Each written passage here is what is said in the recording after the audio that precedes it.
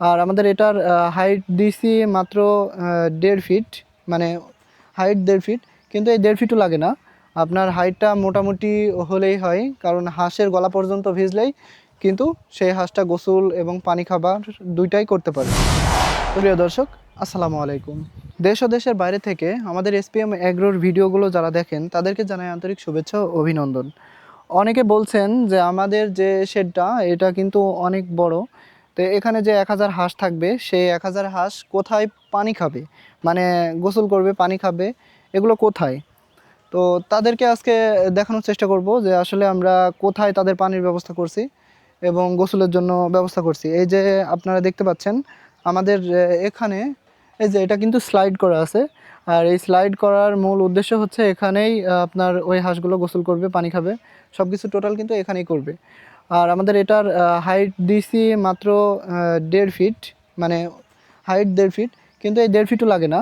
আপনার হাইটটা মোটামুটি হলেই হয়, কারণ হাঁসের গলা পর্যন্ত ভিজলেই কিন্তু সেই হাঁসটা গোসল এবং পানি খাবার দুইটাই করতে পারে।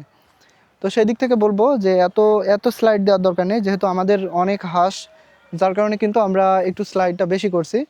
আর এখানকার যে স্লাইডটা এটা কিন্তু অনেকাংশে স্লাইড, মানে এখান থেকে যেতে যেতে অত দূর পর্যন্ত হাঁসগুলো কিন্তু সহজেই যেতে পারবে।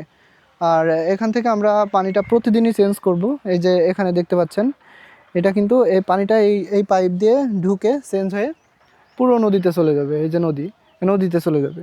আর আমাদের যে পানিটা এটা কিন্তু নদীর পানি না, আমাদের পানিটা আসবে হচ্ছে এখান থেকে ডিপ ইয়ার মাধ্যমে।